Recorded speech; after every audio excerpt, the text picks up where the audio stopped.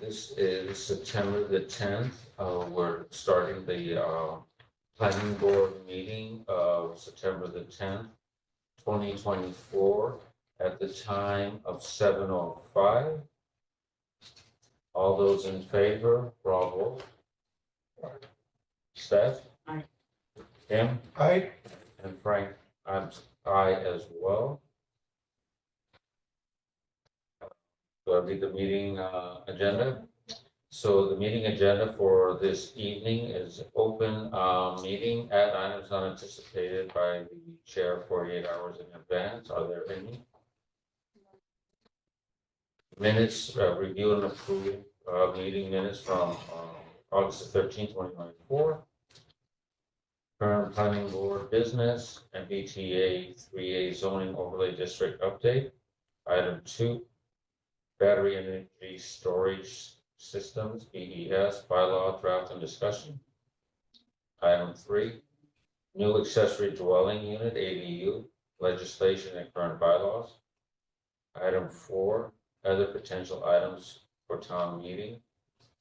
4A, zoning administrative changes, updates. 4B, zoning dimensional requirements. And 4C, anti-segmentation language. And other business, report on meetings with other boards and entities, and town planner report. Motion to accept the agenda as read. Moved.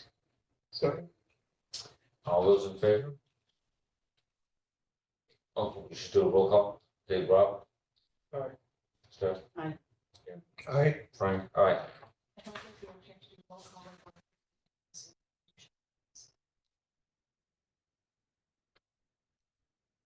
So the first item on the agenda is items not anticipated by the chair 48 hours in advance. Are there any items? Hearing none, we'll move on to the minutes. Any discussion on the minutes for August 13th? Now, I wasn't at the meeting, but I did watch that the entire recording of the meeting, so I felt like I was there. I just didn't have the collegiality of being here in the room with you guys, but other than that, I followed along. Move to approve as submitted. Do I hear a second? Second. Any discussion? Yes. I had at least one very minor typo.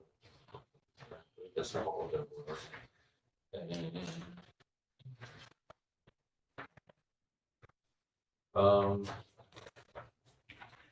Right, on top of page 2, under this section of MBTA 3A zoning overlay district, if you look at the third line, the beginning, after the quote that says in proposed North Sherborn Water District, period, it says least preferred were, and I think it should be least Yes. cheap.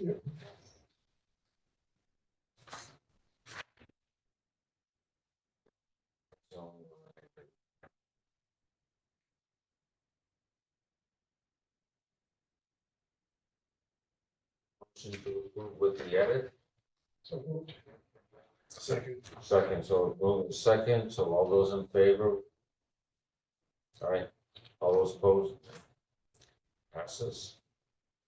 All right, next item on the agenda, and thank you for that, is the MBTA 3A zoning overlay district update. Heidi, are you going to lead us on that one? Yes, so I have been working with Nels, our consultant, and we actually just tonight sent me an updated draft of the bylaw, which I just handed out. I haven't even had time to review it, but this is, we'll compare this with town council's. He did still suggest that we go through our zoning bylaws to make sure that we are compliant with other areas of our zoning bylaw and not just this part itself. So we'll have to work with that in the next few weeks. But it looks like you sort of sent me the shape files, and the application should be set to go by next week, to submit to the OHLC, the preliminary application. starting our 90-day trial period. Based on our discussions next Tuesday. Yes, well, our discussion of we're using the Kendall Street parcel, Kendall Ave parcel, 6 acres of that, and I will be sending out more discussion for next week, what the actual application is going to look like. So, but we've made pretty good progress with that, and I'm really happy that we're actually on time with it. So the only question we're looking at is we're choosing it was 5 point something acres in order to meet the 15 unit, 78 unit ask from the state what we have to produce. So the EOHLC had said always try to do a few extra units because there's going to be some that might get from wetlands or whatever you may not be able to produce. So we're going to choose a 6 acre parcel that we will determine that we're putting in 6 acres of the, sorry, I'm trying to monitor people. 6 acres of the 21 acres will be zoned, but we don't have to designate which 6 acres. But it's not, we're not designating the full 21 acres for use. So what does the map look like? Is it the whole parcel? The map shows a parcel, but when you read the description of what the zoning will be, it's going to be a 6 acre portion of that parcel. But it's not going to be a specific 6 acres. No. Could that allow them to do the A and R? Someone would have to do an A and R. I'm sorry?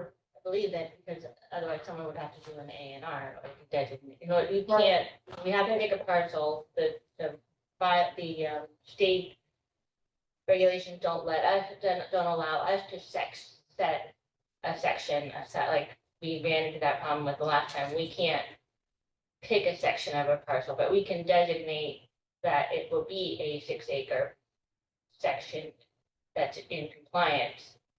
So we're basically saying it's 6 acres within that property, wholly contained within this 21 acre parcel.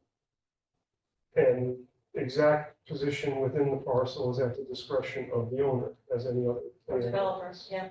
But it has And to, that's- but it has to meet the requirements, so. Hmm? But it needs to meet the requirements of the, multi-family overlay. And our bylaw. Apparently EOHLC said we could leave it as, They said you could do that? this is what we're hearing from the consultant, which is why we want to do the preliminary plan and get the peer review and get their feedback in December, because then we still have time to make any changes if we have to. We're going with what they said. Uh-huh. And I think we're also going to try to put in that cap is 90 units next, which is 15 times 6. Can you ask them if they have did they develop, is the language from another bylaw where this has been done? I don't think it's been It done hasn't been yet, done yet. because there are a couple other, we're all in small adjacent towns that have this right. issue, which is Okay, not until the end of next December. so we are the guinea pigs here. We're the guinea pigs, which is why I'm trying to get this in early enough so that we get feedback. And you think that that Nels is talking to the right people at Yeah, UHLC? Okay. Do they give any thoughts on on the language? well, I haven't, that's why I just, I haven't even. No, I know that Nels, I was just wondering Yeah. if UHLC has weighed in on this or if this is from Nels's brain. I'm just. According to him, he's had several discussions with DOHLC. And I think that I will definitely follow up with him and say, did they accept this, like, was there discussion over this specific language? I haven't even read it to figure out how it reads with using a 6 acre parcel. It sounds like, from what I'm just skimming it, having just first seen it 5 minutes ago. Yeah. It sounds like the zone, the overlay district is the whole parcel. But the zone allows for development of up to 6 acres of that parcel. Probably, because he was sending me a little map and that's how he was showing the whole parcel, but I did not get to ask him what that. Yeah. I'm just saying, I don't think the district is 6 acres. I think the district is It's 21 21. acres. And there's a cap of 6 acres. Okay. That's how I'm kind of reading. Okay. So my goal is that we digest this information and put this on again next week when we bring in what our application is going to look like. And if you have comments on after reading it, send me some questions and I can get them answered for next week.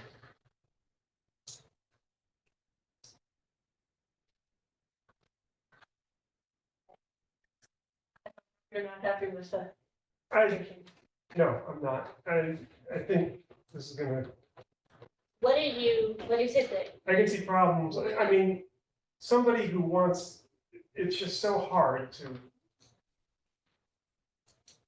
We kind of know what the law is trying to achieve, but it seems like you don't even always have a good idea of exactly what the office is going to accept. So like, if you do it the way Steph says, it's a 21-acre district, then you can have up to 6 acres. Well,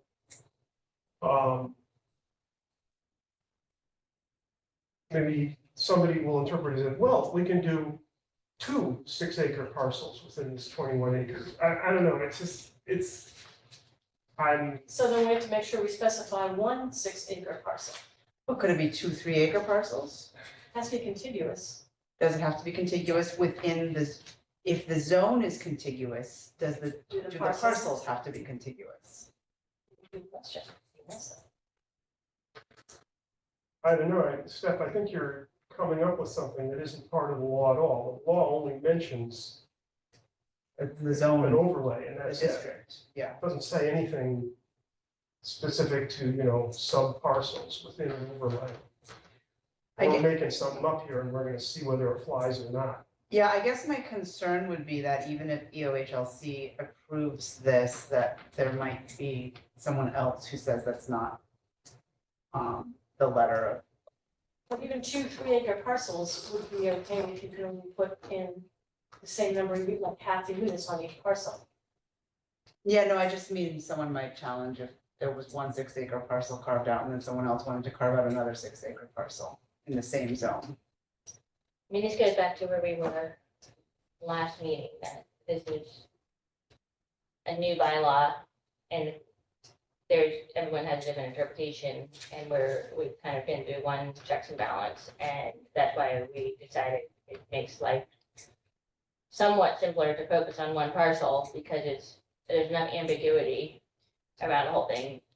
Well, it was specifically because at that meeting, the consultants said that if you have multiple parcels, then you count. cannot limit the total to less than 15 per acre averaged over the entire district. But if you have only one parcel in the zone, Mhm. the total development in the zone to a number that's less than that, as long as it's greater than or equal to your town's requirements. So that's how I had assumed this was going to be implemented in the wording, and then this is just something very different and vague, so I'm concerned. Well, I will run this by town council, and I will also ask town council, is there a chance that someone could challenge us into a second 6-acre parcel here? Marion, you have some thoughts on this? You want to share with us? Yes, of course I do. This is a really interesting discussion. I have the same concerns as Rob and Steph and maybe others. I think I can see a lot of ways this could go south with an aggressive developer who can read the law and see the loopholes in it. I think you've already identified a couple of them. Leaving this 6 acres undesignated on the parcel, I think I don't know, I see a lot of unintended consequences there. I'm just wondering, my mind was racing around this, so I'm talking off the top of my head here. You don't have to take it seriously, but it might be worth talking to the landowner who's actually willing to is in favor of having their parcel designated this way. And maybe consider the characteristics of the land that would prompt you to designate 6 acres or another. And I don't know, I would be more specific about it. For example, the landowner may be counting on The only way to preserving make the it more house. specific is to do an A and R, and then that requires the landowner to do that. I thought they could do I thought there was a determination that a part of a parcel could be done. Does that No, require? you an A&R? can't. That's what we Okay. learned with, when we were talking about town center and we had the larger property. We can't designate a specific portion of a parcel. Okay. I mean, if So- it's the landowner's property, we could put a cap, not cap, but we could say a acre size, but the only way to, you have to pick the whole parcel. We're working on language and we still don't, again, everything's fluid these days. I mean, we're doing kind of the best we can to meet the requirements.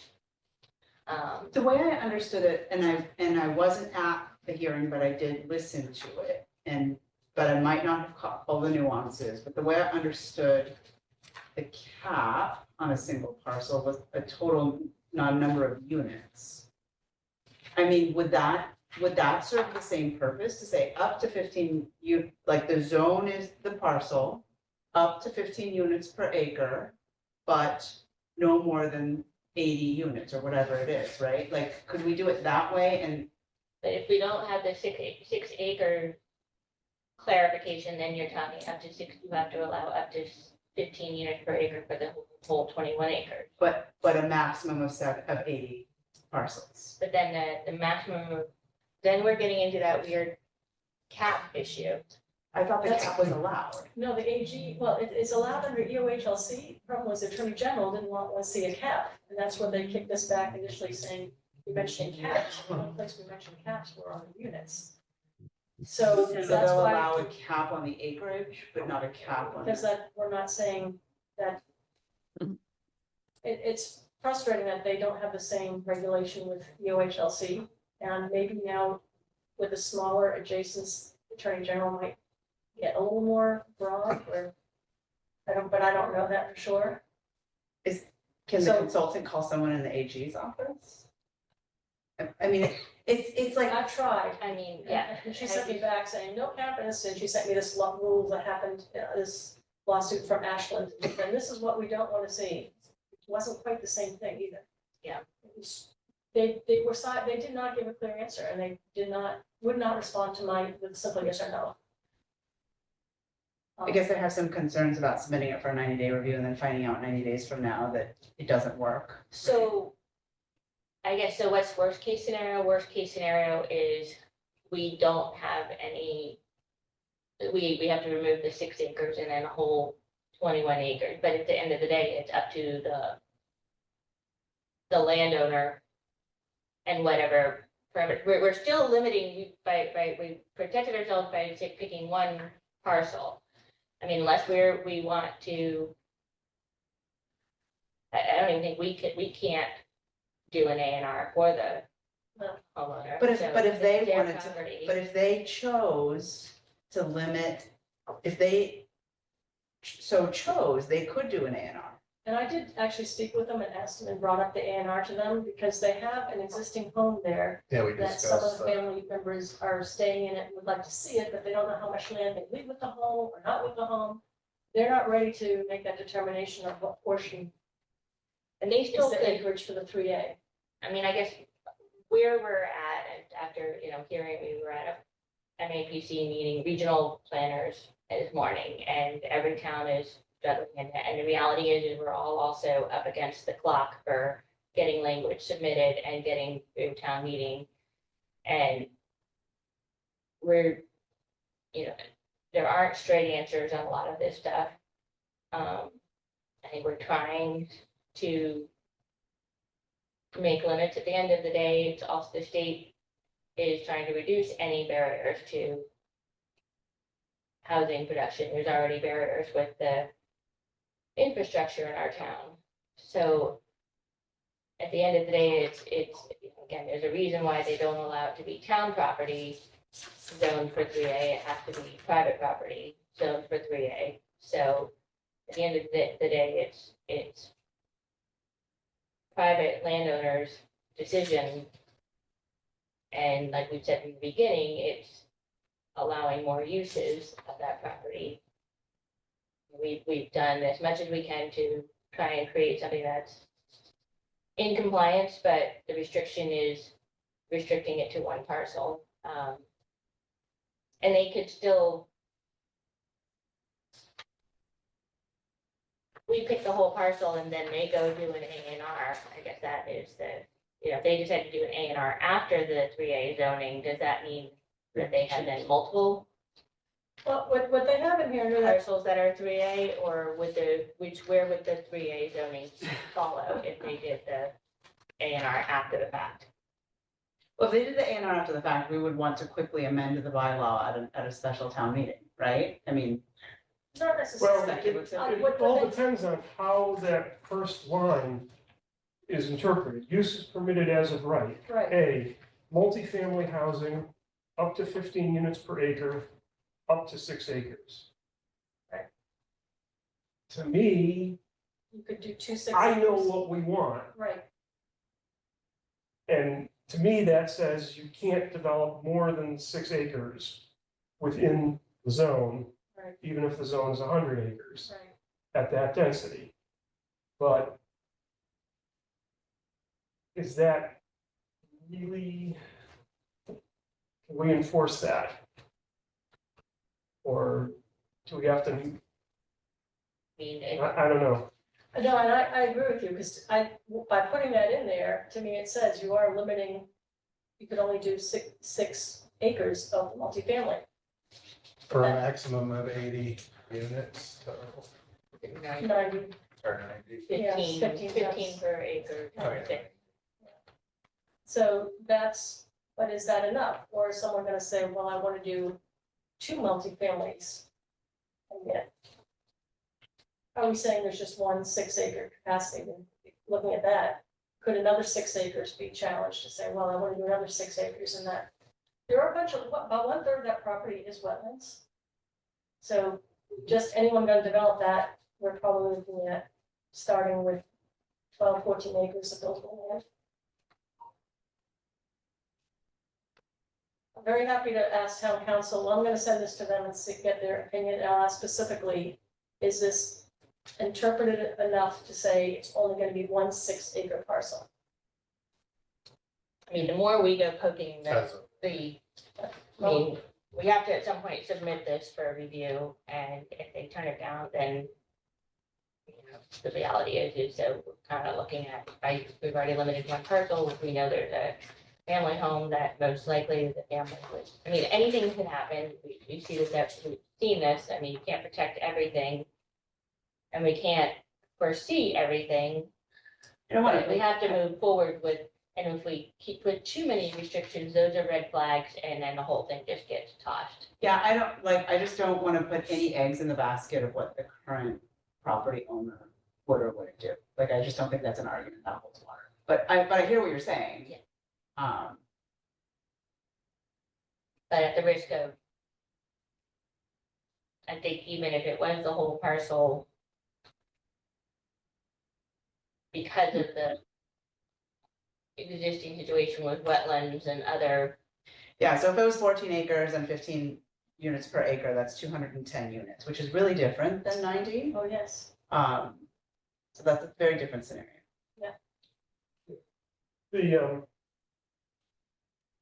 We've had those discussions offline. I still don't quite, not absolutely sure what this whole cap argument is. When you read the original enabling legislation says something about at a minimum density of 15 per acre. Right. A very, very stringent interpretation of that is to say that a developer is not allowed to develop at less than that density. I don't think that's the intent, and they even have examples of what you can do that don't fall within that. I think what we agreed on, that we believe sort of the intent is that you can't put a cap on the density because they don't want to see a cap on the per acre density because they want to say that you've got to be able to reach the 15 units per acre averaged over the zone. They kept telling me that it was gross density was a different number, and I don't understand the calculations of what they consider gross density, because the law reads, as you said, you know, that it looks like it's a minimum of 15 per acre. Yet what we're putting in is up to 15 per acre. Well, the line I read in uses permitted as of right says up to 15 units per acre. Right. But the very first line of 571 says at a density of 15 units per acre. So I would think that I would make them consistent and say up to instead of at in the first paragraph.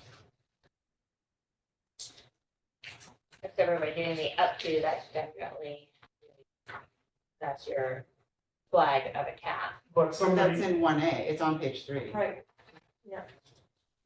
but somebody could say, oh, you're capping it at 15 units per acre. You can't do that. I just don't get it. I don't either, and I really feel like the Attorney General's office, which I've asked them twice, that same question, and I do not get a solid answer back. Mhm. Which makes me feel like I don't think they really have a strong opinion one way or another yet. And until we get more of these through, they only have approved, I think there's only like a handful of towns, 3 to 5, that have been approved through EOHLC and the Attorney General. None of them have been put into practice And yet, they're bigger, much bigger places. and they're all areas that are near Mary has a. community. Yeah, go ahead, Marion. Yeah, I'm still concerned about the fact that if you say a 6 acre part of this overlay district can be developed, it's still, the whole district is the zone or the overlay or whatever you want to call it. It's the MBTA communities 3A zone. And I think this puts, oh my goodness, I can see a lot of ways this could go wrong in the future. And I'm wondering whether there may not be time to do this, but if you were to, it seems to me the ideal situation would be that that land is only 6 acres. There's only 6 acres there, and then you designate it and it's clear. So what if that parcel were only 6 acres? What if you talk to the landowners and say, you know, if we were to designate only a part of this, it would have to be a separate parcel. Are you interested in subdividing the parcel or breaking off an A&R that has everything, the house and everything in it but 6 acres? And leave the 6 acres that then are designated MBTA acres? Then I don't know if there's time to do this. I mean, how long does it take to do an A&R? Not that long. Publicize it at the hearing, they'd have to be willing to have a surveyor and draft, and they'd have to be willing to pay for the, you know, the maps to be engineering done, to be the done. engineering to be done. And there's 9 of them in this trust, so it's, you have to get consensus from all 9 of them to agree to this particular distribution of the parcel of the land. Oh, I didn't hear that. What did you say about the trust, Heidi? There's 9 members of that trust, that the people who have inherited the property, there's 9 different people. The majority of them have agreed that they are fine with doing the MBTA, being part of an MBTA district. But I don't think they can agree on what happens with the house right now and what portion of the land and how they want to divide it. But that wouldn't necessarily need to be done before we submit this. That just needs to be done when we submit the actual location of is that it- overlay district. So I think there's more time for that. That doesn't have to happen before December or before. That'll happen if we want to take out this, the 6 acre, because we have to have the exact parcel, so. We have to submit the exact parcel with the pre-application. I just got this, I haven't had a chance to No, read I that at get all, that, so I mean, yeah. I don't know why we're going in so much detail, we should be discussing this more next time, but. Yeah. Does it say in here that the exact parcel? Yes, that's the way that's what we went through before, that when you can't designate a section of a parcel. And that's where the question has been asked of our technical. Where in this document is the address of where we're putting this? The address is not in, It's an overlay map, it's Yeah. attached to the. right, so Have the map. here's a map that they're gonna attach this to, he was just sending me, but he doesn't have all the EA and other things in, but that's how he was gonna show it, is this cross-hatched section. This gets submitted to EOHLC and to the AGs. And it has to correspond to a complete parcel. Yeah, that makes sense to me too. If you let me jump in to finish kind of my idea. Uh, you're assuming that the family is too big and complex and they wouldn't agree and I don't know what, but you don't know that. I mean, it seems to me it's worth having a conversation with them, propose this kind of a solution to explain what the problem is.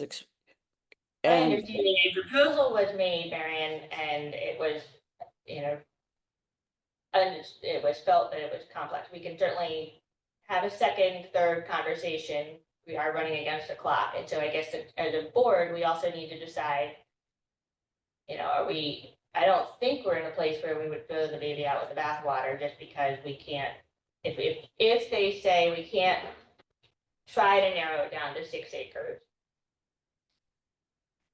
then what's the worst? I mean, we're still by having we've identified one parcel, we've identified family landowners who are not totally against this concept. I feel like we're in a positive area there.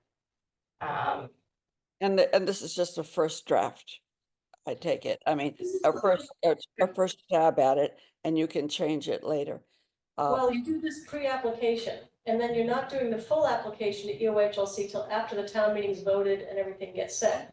So we will, if they come back in December and say, yes, no, whatever, we have time to change some things, but we're not submitting a final application again until after town meeting. Okay, so Addie May, just clarify for me, did you say you've discussed the idea of carving off a 6-acre parcel? It's my understanding that Heidi has had these conversations with the family about kind of how to, in the discussion of how to protect the house and how to ensure and ways to limit, and the, you know, doing the legal A&R was a complexity that wasn't jumped on. Oh, okay. This idea that our technical assistant said that they thought we could kind of create that definition of 6 acres. You know, again, it's all new. And I guess the reality that we have to live with, yes, there's a million potential ways that it gets shot down. And I guess, you know, while we're poking holes in all of these, you know, finding every scenario where it can get shot down, I guess the question is at some point, okay, barring all that getting shot down, I think, you know, given the complexity of everything, could we live with the worst case scenario, which would be at most 12 acres is developed. I mean, we've got at least an area where it's closer to utilities, even if the North Sherborn Sewer Water District never actually builds infrastructure. That's an area where because there's already existing, there's some potential, They have access. access that's independent Hmm. of our sewer district. And Oh, yeah. at least there's potential that it's less likely to be an environmental. Oh, right. I don't disagree with your choice of parcel at all. It's just a matter of, you know, controlling how the district could be misused in the future. And it doesn't count towards the housing inventory with all these other 40Bs being proposed. 10% is allowed to count if we have requirement for 10%. So not the full units, because then if they switch and do someone could come and do a 40B. We can zone this, they can still come and do a 40B on much more than 6 acres. Right. This will have nothing to do with if someone wants to do a 40B. Yeah, But the other positive on this is it is a zone similar to our EA zone. Our EA zone allows up to 4 units per acre. So this is saying up to 15 units per acre, but barring that detail, our local zoning applies. Compared to a 40B where local zoning did not apply. So this is not written to override local, at least so far, it's not written to override local conservation zoning, local Board of Health zoning, other local zoning that we have still applies in the process for review and requirements. I guess the last bone I would The regulations, not so much the zoning, the zoning is the zoning, but the regulations, local regulations apply. So I have one clarifying question. When this goes to UHLC, does it also go to Attorney General's office for an early review? It does, right? The bylaw will, not the application showing the parcel, just that bylaw goes to AG. Okay, so if they had an issue with a cap or something like that, Then we find it out. but do they know that the parcel is 21 acres? Because I don't see that in here. Right, so do they know that the 6 acres is a portion of the parcel when they're reviewing it? They probably, the Attorney General will present the map, Oh, they will, okay. Yes. Yeah, okay. so So then, they'll send the map, which is part of the bylaw, and I think the bylaw refers to the map. Should. so they would just reject it at that point, it'd have to be rewritten. If there They were a might cap in We place. would probably just, they would probably reject that line. Just the Yeah. line, yes. So then we'd So- be, looking at, again, what we, what everyone's concerned about is it now reverts to the full 21 acres, but we also know it, 21 acres minus the wetland. And you have a piece of property that it's private property, and so that landowner still has, I guess, Well, they can still do an A&R to try and protect the house. But it would guess still what- be, what I was gonna say before, for that clarifying question, was just that the last thing that I would throw out there is that it sounds like there's been some exploration about an A&R that didn't bite because it's hard to find the perfect 6 acres among 9 people. But what if the A&R weren't seeking 6 acres, but 10?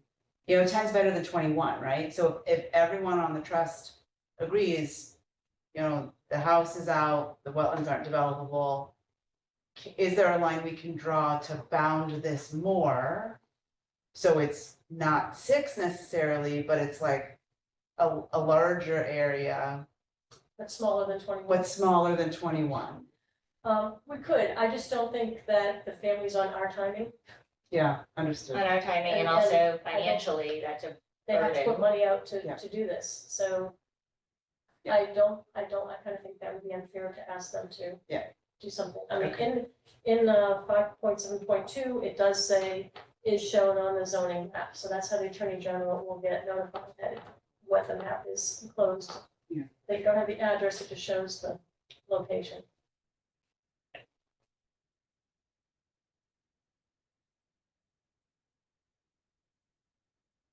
Just said again, an applicant may develop up to 6 acres.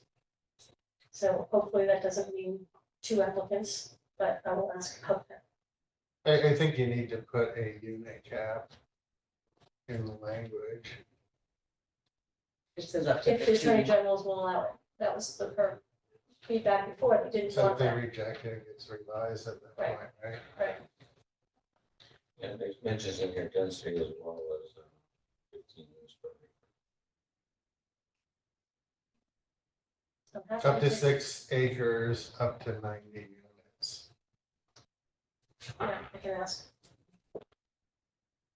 the person who had been our AGO contact has now moved to a different division.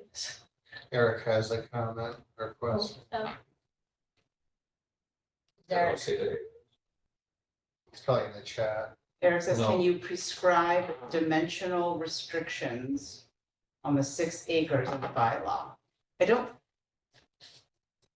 This may close some potential loopholes. Prescribe dimensional restrictions. Well, they have a table of dimensional standards that give it lot size and then square footage, feet, setbacks. got height, we've got Eric, can you clarify what you're asking when you say prescribe dimensional restrictions? Hey, how's it going? Yeah. Like we discussed on the A&Rs years ago, I think it's before anyone here was on the board, where it's you put like, and I can't remember off the top of my head, it was like length and width or kind of dimensions. You say it had to be a rectangle and it has to have this type of ratios to it.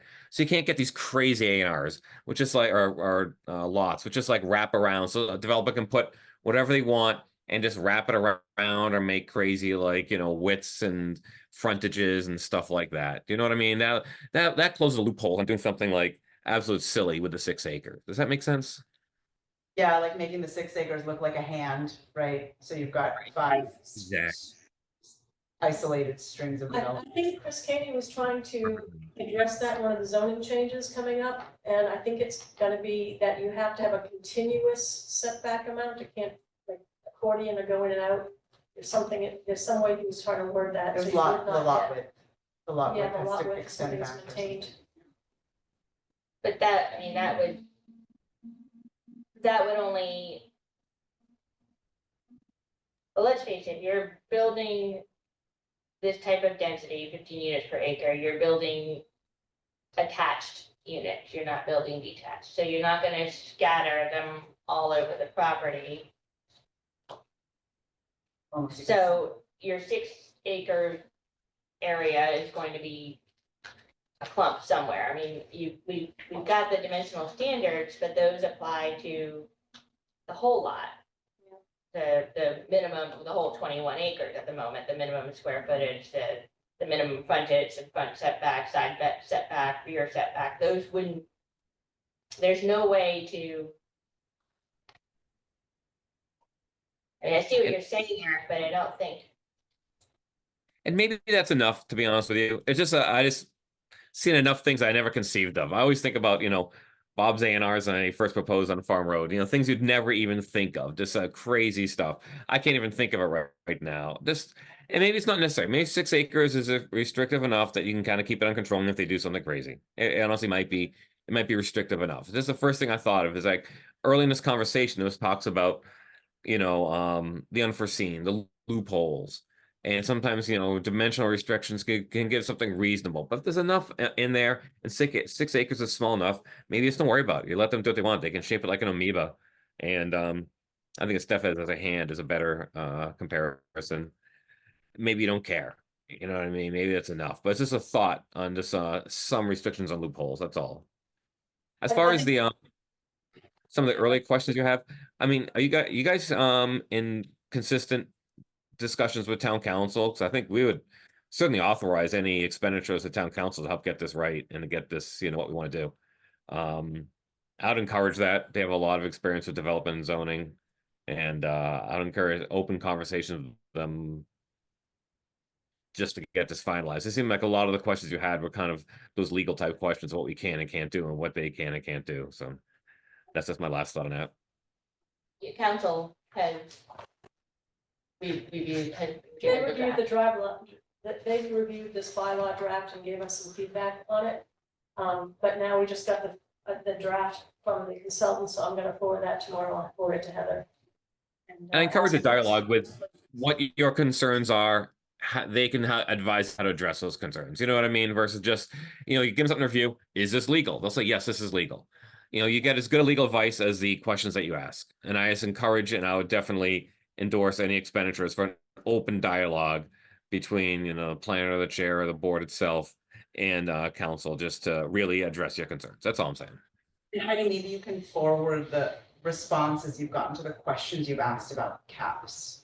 Yeah. too, as part of that, because you've had written dialogue, two-way dialogue with Attorney General that Right, and is confusing to us, but maybe council would have some insight. yeah, no, and actually, they actually did get copied on some of the feedback from the Attorney General sent it to town council initially. The feedback, And they were confused also. we didn't clarify anymore. Okay. Yeah. Just maybe more pointed question. It's a very frustrating law, and the ADU one is following the same path. So the general labor discussion is that EOHLC and the state have come up with these laws, programs, but it's changing and constantly evolving of how they're going to interpret some of this. Well, we're making a good faith effort to comply with an imperfect law right now, so. Yeah. That should account for some. But I think I'll reach out to Heather and ask her about the caps and the 6 acre parcel, and should be more. And, you know, should we say, just if it is up to 6 acres, not to exceed 90 units or something like that. Make it very clear.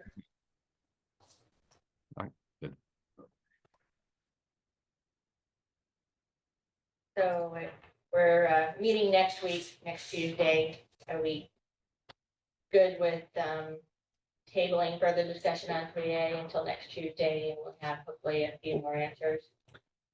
And the consultant will be there. No, Oh, no, I was just gonna present, he sent me Chris, sorry, I've got my bylaws. the, Chris Caney's with the, yeah, we don't have a need to bring the consultant to the Yeah. meeting. We just want to get this preliminary application in, and I expect they'll come back with some pointers saying yes, yes, no, no, or our full application. At least have that data.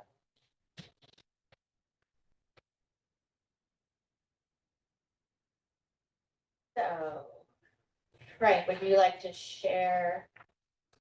You've shared with us a draft battery energy storage system bylaw.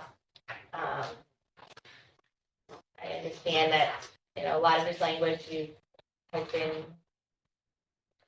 from Medway language, which has been passed I by. would say, not say Medway, looked at multiple different towns. Okay. And incorporated some of multiple different towns as well as some of the thoughts of what we wanted in our own town. Right. But you were looking at towns that had gotten approval from the Attorney General's office and were.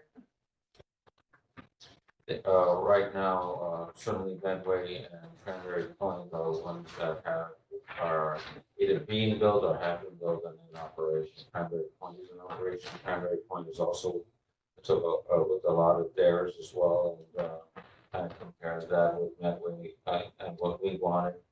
Medway's in construction right now, so their battery energy storage bylaw has been, gone through. It is their bylaw.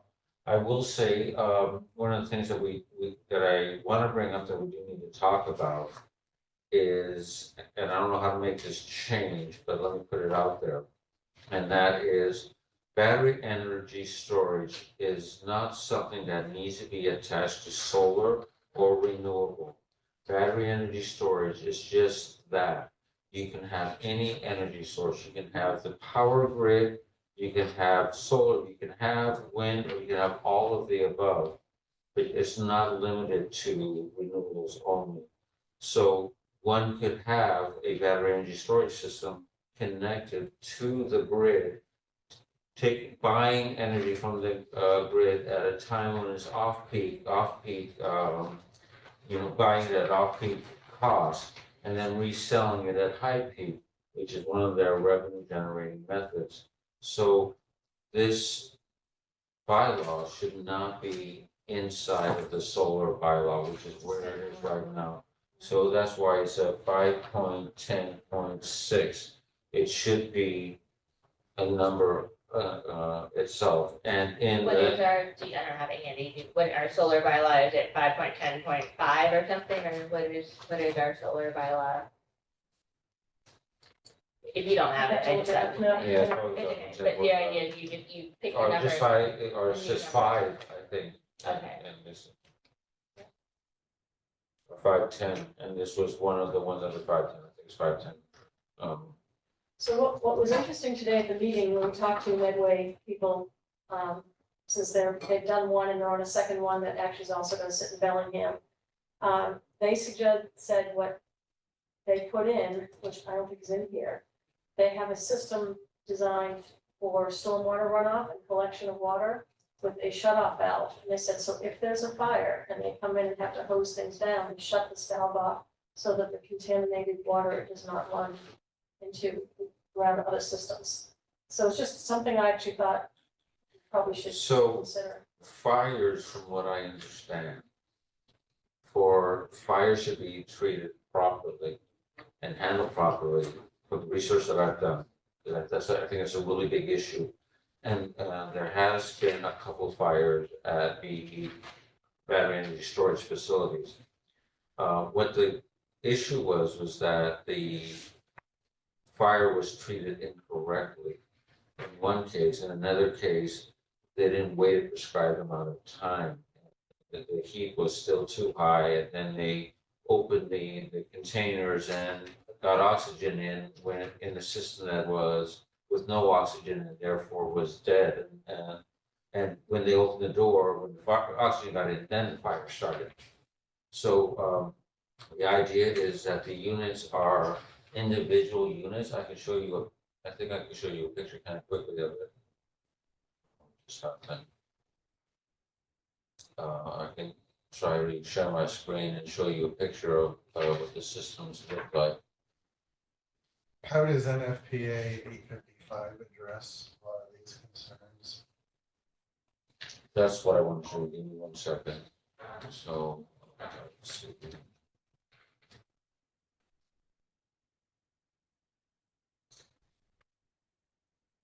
And they talk here, I mean, it just says it here, that it has array capacity and it has separation requirements, right? It's on page 3 on D3.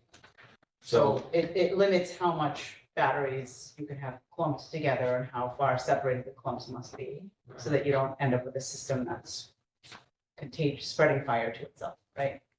And that's definitely part of it. So this is the proposed Medway system. They're using Tesla megapacks. So if you look at a Tesla megapack, this is what a Tesla megapack looks like. This happens to be at Moss Landing in California. This is a Tesla system, which is what's going to be going into Medway.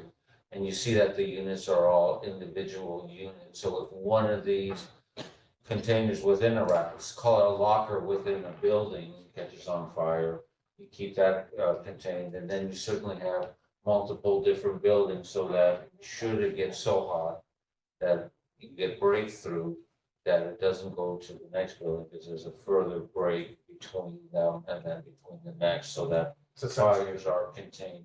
the firewall between them. Yeah, exactly. And these are also metal, so that they're, and the idea is that the gas that's in them is not oxygen. And if the fire is detected, that gas is put in that displaces any air that's in the system, so that the fire cannot continue. But Heidi's question wasn't specifically about fires, it was about stormwater runoff. So say you have a fire, you treat the fire, Right, firefighting foam. but you don't fight the fire, that's the point. You just let it burn until it stops. And it shouldn't burn, because the way the systems are set up, the only reason it burns is because you had oxygen, and then you catch fire, then you have a burn.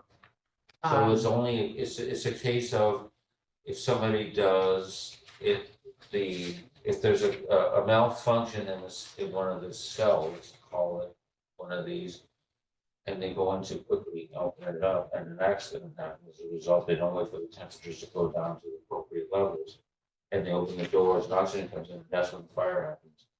But what the system is designed so that that doesn't happen, so that the fire shouldn't happen. And if the fire doesn't happen, then you don't need to use water to put it out. So that's why I'm going through this lengthy discussion on, there shouldn't be a fire. Now, granted, if there is a fire, somebody does something wrong, and then all of a sudden you do want to, then, okay, whether that should be in there as a safeguard, I'm not arguing that, maybe it should be, but a system should not catch on fire, so the chance of, or likelihood of that is very supposed to be very small. And that's why there are also, they've been around for a while, there have been so little fires, I think there's been 2 fires. One is in Australia, one was in the United States. Yeah, one in Arizona. Yeah. I guess I And just don't have enough trust. there's a in the picture of the system. fire of the one that went wrong. So This how is does the that, how does Australian that one. not spread Because all the other ones are sealed and closed. in? And this How is does metal, that- so there's nothing to burn. Okay. So other than It the, doesn't melt? No, so I guess I'm just having a hard time thinking, well, why wouldn't it spread, like that car battery fire that they went to? You know, it took 5 days of the car still smoking once it was packed in sand, that said.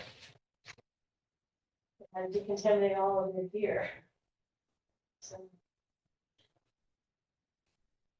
so smoking and heat and there being heat and the connections being broken and so on, causing this chemical reaction to continue, which is what's happening in the lithium battery. It's a chemical reaction that can create heat, but there's no fuel and there's no oxygen to create the fire if the system is designed right. Whereas in an automobile, you don't have that non or anaerobic environment, which you do here. So So you're saying that I think they basically take a dumpster, they put the car in the dumpster with sand, and using that dumpster, that thickness of metal is just not as thick as what they are building these units, that there was still Oxygen. oxygen getting through the sand, or that sand would create what, that, are we gonna come up? well, because in the battery, the chemical reaction is still happening. You're still producing energy, which can still be producing heat over a period of time. That doesn't mean that a fire is continuing over time. You obviously can't do anything with it while that's happening. And how do you deal with all these chemical reactions happening? The chemical fire is really a challenge to deal with. Yeah. But it shouldn't catch fire if there's no oxygen and there's no fuel, which is what the situation is here, which is a little bit different than a car. Because a car, you have the body, which is not metal. You got the Upholstery. interior, which is upholstery. You got the outside, which is oxygen. So it's a very different scenario than what you have here. So fires aside, though, I think what Heidi is suggesting is a really good idea, because fire is not gonna be the only source of stormwater runoff having something in it, right? Like you could have, like you're saying, it's a chemical reaction, there are chemicals involved in these units, you could have a chemical leakage situation. You could have corrosion for something that's been sitting for 10 years out in the elements, right? That's all metal. So there are other potential, like a valve is very easy to install. It's like a stormwater system, like from the pads that goes into a tank that has a valve on it. Fires aside, whether a fire is supposed to happen or not supposed to happen, I still think that's a good idea, because if you do have a fire, even if it's an accident, even if it's unexpected like this, I didn't say no, I didn't say it was a bad idea, I just said that. but I'm saying this is not just about fires too, right? There's like other reasons that a stormwater containment system would be a good idea, and you might want to have a truck come and remove the water instead of have it go right to the waterway or right to the groundwater. So Yeah, then they said they wanted to write into their bylaws that after any incident that had some potential leakage, you had, that the owner here had to bring in, a hazmat, pump Clear truck, Harbor, yeah. hazmat Yeah. that would look at everything and. Yeah, and I think that would be a great addition to the emergency response plan or whatever it's called in here. Just have that system in place. So I completely agree with that. Yeah, suggestion. it's a good suggestion. It's the same thing that we would do in a lab building that has certain classes of chemicals being stored. When the sprinkler system is deployed, there's a capture tank which captures that runoff. It's the same idea. So Frank, on these type of fires, are there any the least toxic to the air on it, or? If you have something that's shown in this picture, then, yes, but it, like, again, it's not supposed to get to that point, Yeah. right? And again, it's, and things always happen. Anytime a human does anything with anything, you know. Yeah. Nothing's perfect, we're not perfect, so, you know, I'm not gonna be the, and I agree with you, Seth, as well, I think it's a good idea also. I'm just saying that the likelihood of those times happening is just gonna be slim to very rare in this, I think, compared to automobiles and other situations that we've run into. In your research, so how many of these around the country, I mean, how many do we have in the United States? That's in, that was in Australia? Well, this particular one's Australia, we had one that happened in Arizona. In here. Arizona. I guess, just in going further, like, if we're saying it doesn't happen that often, for case, do we have hundreds of these already in existence in our country, and just, you know, there was one in Arizona, it's like, just. That's about the numbers, not thousands, but it's probably in and around 100 to 200. But the thing is, they're growing rapidly. Yes, no, that's why getting something would be good. And again, Massachusetts has its goals for putting in more, and Right, we'd like to have something. So I had a question on what you have for your size. A tier one, you put in as less than 0.5 megawatts. Yeah. Hertz, and then the tier two is greater than 0.5. I know Medway's was 1.0 for tier one. right. I just wondered, like, I don't know what 0.5 and 1.0 look like. So let me give you a sense of that. Medways, which takes up this space, so this is the space in Medway. So this, the top line here, I don't know if I show my pointer, if you can see my pointer on the screen. See my pointer on the screen? I can't. Yeah. Okay, so that is Route 109 there, and this is Route 126 here. This is about approximately a 10-acre, and this is 5 acres within that 10 acres. So that's the size we're talking about. That's the point, that would be 0.5, or that's their 1.0. That's where the system is going. It's theirs is a 250 watt, Okay, so 1/4 of a meg, and that's what kind of the number of units are gonna look like. So that's a kind of a lot, and I think it's a pretty big system, I'm and sorry, that's a Frank, quarter, not a half. you're saying that each of these units we see in the picture is 250 kilowatt hours? I'm saying the whole thing. It's not kilowatt hours, it's kilowatt. This whole thing, Oh, It's a quarter of a meg. right? and we're saying so 0.5 is twice the size. Yes. Okay. So that's no, why, no, you, I thought that one, without having more stringent, you know, oversight, it's just a kind of a large number, and this is already. no, the tier one, tier two numbers are energy numbers, not power numbers. They're megawatt hour. They're not megawatts, they're megawatt hour. Right?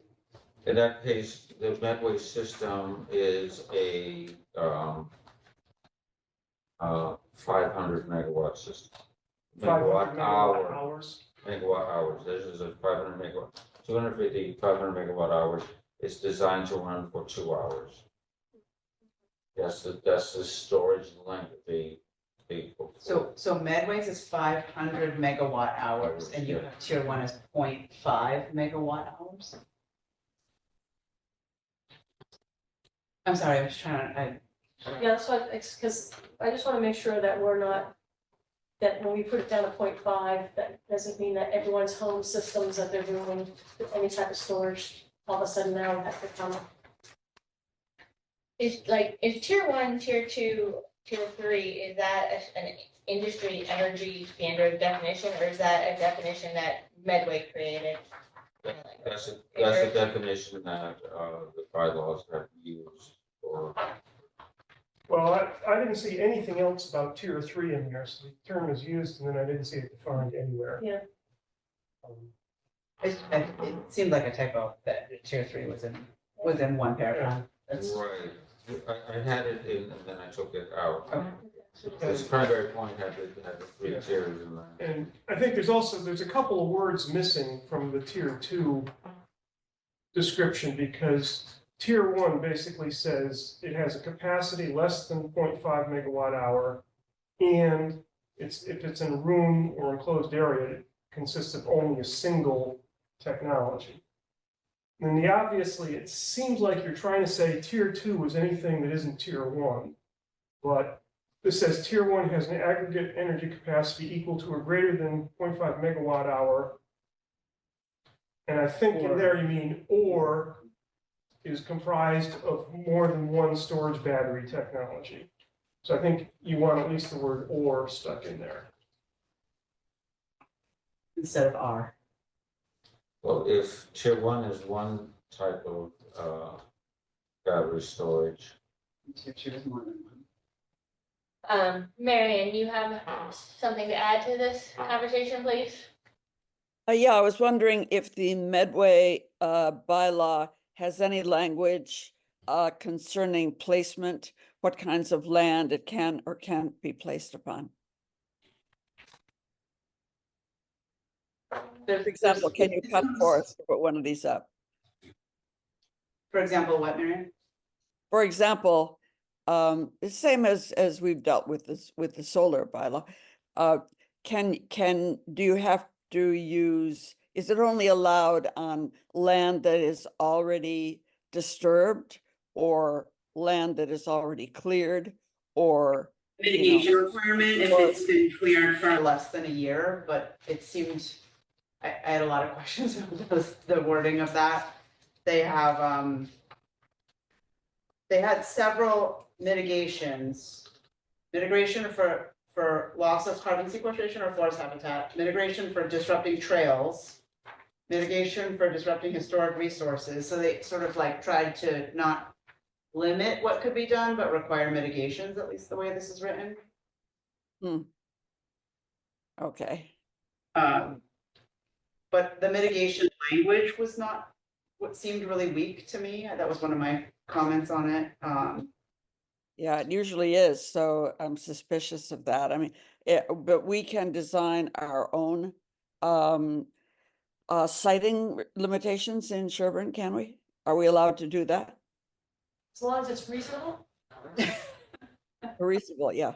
It's Okay. not too restrictive. it's not arbitrary or capricious. Arbitrary and capricious. Mhm. Something to bear in mind, make sure it's in there somewhere. Um, I think to get, just to get back to the previous point, I'll let you finish with this first.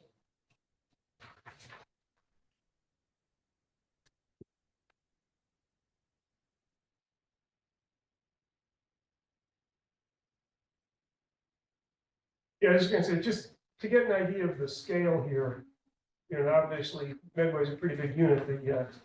The tier 1 size of 0.5 megawatt hour, that's the equivalent to the battery capacity of like 5 Tesla sedans. Which has like 1,000-pound battery, and then that's 0.1 megawatt hour. That's pretty small. So it's not a huge amount.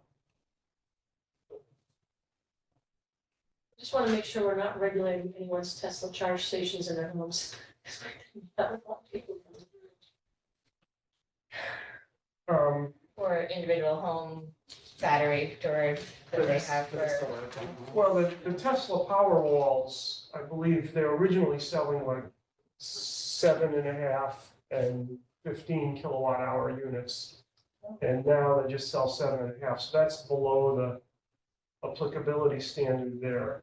Although people have talked about maybe recycling vehicle batteries to use as home backup batteries, because if you're only using them for power failure purposes, there's no need to fast charge them.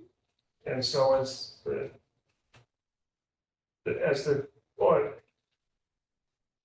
there's much less demand on the pack than it is in operating a motor vehicle. Yeah. So the idea is when your pack gets a little tired in a car, and maybe the car is 10 years old or something, you might, instead of just scrapping it and sending it to recycling, you might reuse the pack as a home pack.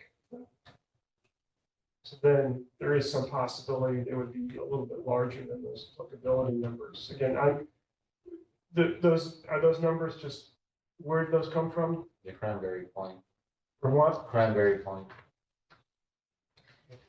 What's Cranberry Point? It's another facility that's towards the Cape. Like Carver, Plymouth. Carver. Oh, so it's a town bylaw where Cranberry Point is. So Cranberry Point is the actual plant. So, but the numbers came from the town in which Cranberry Point Yes, is the Carver built. plant, yes, sorry. Town of Carver. Okay, it was a little confusing to me because there was the applicability, which then said, right below the list of applicable thresholds, says, those that don't make the threshold capacities are not subject to this bylaw, right? Right, And so then. that would be the home system. Right. But then there was a whole different criterion, which is tier one, right? And then under section E of the bylaw, it said if you're tier one, which had a different capacity, it's the 0.5 megawatt hours. Tier one battery, in section E, it says tier one is allowed by right in all zoning districts, which is the same language as the applicability threshold. Right, then it's just says subject to other codes. So I'm not sure why there's a tier one, which seems to draw the same conclusion as the applicability criteria. With a different metric. And then, Well, they do have, there are places here where it separates out tier one and tier two with has some site plan requirements, but they differ between the two. right, so that was my next question. So then you go to section F and it says this is permitting requirements for tier two, but then many of the paragraphs under F refer to tier one as well. So, right, so paragraph E says tier one is allowed by right in all zoning districts, but then in section F, where it lays out specific permitting requirements, it lays out a bunch of permitting requirements for tier one and tier two. So that was a little bit confusing in terms of potentially a conflict, just because. Right, and I also highlighted that allowed by right in all zoning districts, if we actually wanted to do that. And also with respect to that, because, I don't know, do we want it to be allowed in all zoning districts? We just said tier one is a pretty, tier one, even something that's like a commercial scale, for the tier one, this is where I guess I still lost, and it's my fault for not. I know you just talked about 5 Teslas and their batteries, and I'm like I'm having a hard time envisioning what kind of scale that is. I mean, we have a couple large estates in town, Yeah, I'd be curious for someone with a solar system who has a battery backup system that needs to power their well pump and their refrigerator and their major appliances, right? Their air conditioner, all at the same time. Like, what is the size of that battery storage system? Well, and then there's also the issue of how long you want to charge all that stuff. Right. Because there's a certain length of time Yeah. that these will power that. So they typically look at about a 2-hour window. But how does that compare to that 0.5 megawatt hour threshold? well, I guess we're also, we're trying to get something of, we're worried about the Scale. scale, right? The visual impact and the scale of how many acres is being affected. So a tier one, what's the biggest size it would be? And it's something that somehow we need to wrap our heads around. And is that something that we are in agreement that beyond the safety requirements needing to be met, do we care about regulating and we're just focused on tier 2, which, and above, which sounds like what Medway did, am I correct or am I wrong? I think you're right with that, yes. But But- tier 1 is quite regulated in here. It's just regulated under section F, which has a heading of requirements for tier 2. But throughout section F, there's lots of discussion of requirements for tier 1. It's just the permitting, it's allowed by right, but you have to abide by all the safety and different, tier 1 is by right. Well, no, because number 6 has setbacks, different setbacks for tier 1 versus tier 2. And then it's hard to reconcile this with the version I looked at on my computer, but there were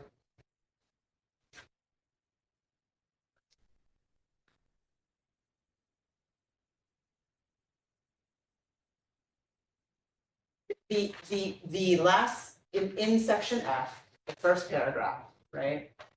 The last sentence says the following requirements apply to all tier 1 and tier 2. So section F, first paragraph, last sentence.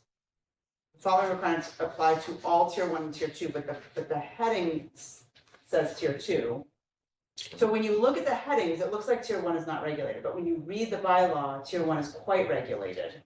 And so that's just a little bit of a disconnect in terms of like, I don't know if Like I'm 0.5 looking at tier 1, I mean, like I'm looking at what these are, fencing, it goes mitigation noise, okay, so it's quite, So if you look at 7 on as meaning tier 2, and if you look at the rest of F, going up until, oh, I guess it's, yeah, so it's, I mean, it's basically saying this.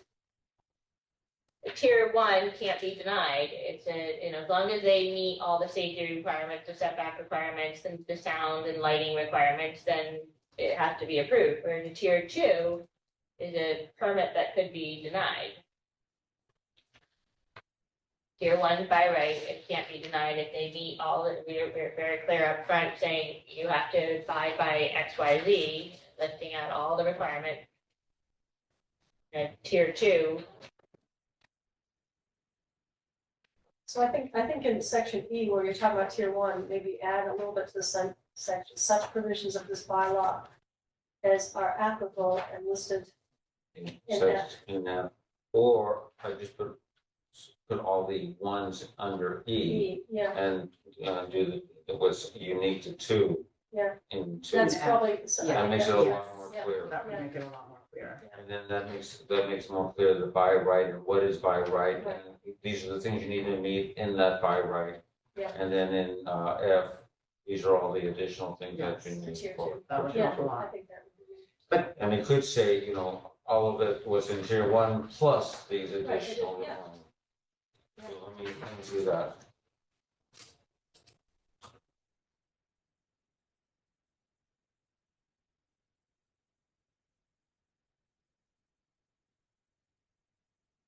What are people's thoughts on what zones should it be in every zone in the, Tier 1. well. But then where are you gonna put tier 2? So my, I think, but the tier 2. one of the issues with it is that it has to be somewhat close to the high tension lines. So there are high tension lines that run through Sherborn, and there's got to be a place where it can go. So there is an ideal place, so we can zone that place or put that as an overlay, and I do have that here. So let me see if I can go. And that is this location right here. You see it on your screen. And that's it's right off of, it's on Western Avenue, north of Sherborn. And what you see on the top there is the solar panels over the parking area of Odessa. So this is still the Sherborn, and this is the Sherborn transfer station. It's called station number 274. And there's already road access, and there's already the substation there, which would make it just an easy connection for this to that. So you wouldn't put this into downtown, having to run the wires for this all the way to the substation. So you want to be, and if you look at the Medway, That's not the fire training site, is it? It's next to it, or? it's next to the fire. Would you have one isolated from the power grid? As it's connected to a solar system? I'm just curious. Could you have one that's not in this area because it's connected to a solar power generator, like a solar field? Well, then what are you gonna power with that battery? Like You can, yeah, 15 units per acre, for 21 acres. I don't know, it's kind of a hypothetical question, but. so the answer, I think that's maybe what a tier one would be. Okay. All right, a system like that, not you wouldn't need to have a 3-acre system to power, But if you have a solar array, every solar array will have one of these battery energy systems stored, because that's where the solar power goes to that, and then it gets transferred to, is that correct, or? it doesn't necessarily have to have a solar panel, right? But if it did, I guess the question is, if you have solar panels, then you will have to have the battery energy storage for that to power to get stored at, or where does the? so right now, I have 2 solar panels in my house. Yeah. And it just gets, through the wires that, go to my, house. There's a, the name just popped out of my head. It's a different meter net metering that allows the electricity to go in both directions. Okay, So my solar energy, I'm feeding back to the grid and they're giving me money for that. It's not They give it to me as a storage. credit, so there's no storage. okay. So it's real time, on demand time, when they just take my energy. If I wanted to keep some of that energy when the power went out, and I had this system, my solar would be charging this battery continuously during the day. And then I'd be drawing off of this and then filling the battery, drawing off this, fill the battery. It's kind of like, think of the bucket with water. You're constantly filling the bucket as you're emptying the bucket from my house, right? And then at night, when the solar panel isn't, then it's running the batteries dry. So I guess going back to then kind of the original concern of, we've already, tier 2 would be a special permit, right? So do we need to deal with designating zones that this is allowed or not allowed? My gut says no, because there's only gonna be certain areas where it would naturally happen, and to start designating just by putting that language in, is another one of those situations where, you're maybe either limiting something that down the road you wouldn't want to limit, or you're you're creating concern when there's really no concern. Right, I see what you're saying, and you're right. If you look at this diagram for this system, you see this green line that's coming off the bottom of the blue? That's the wire that's coming from the battery energy storage system to the substation, which is down at the bottom of the screen right there. And that's their big, it's kind of an industrial piece of land. This is over here, yes, right now, this is pretty much all trees, and right here, these are people's backyard. This is 109, this is this intersection right here is the restaurant 45. And then right over here is where there's a car repair shop, Cooper's Tire is what that is. And it sits right here, so they're already starting to work there. They haven't torn that down, but they're starting to do this work in here and in here, off of 109. So I've seen that work happen. So that's half a megawatt hour. I'm trying to understand the scale. 500 megawatt hour. Sorry, 500 megawatt, and that's about 2.5 acres, maybe. So this whole thing is about 10, this is about 5. What's in the green and blue? Can you see it well? Yeah. Okay, so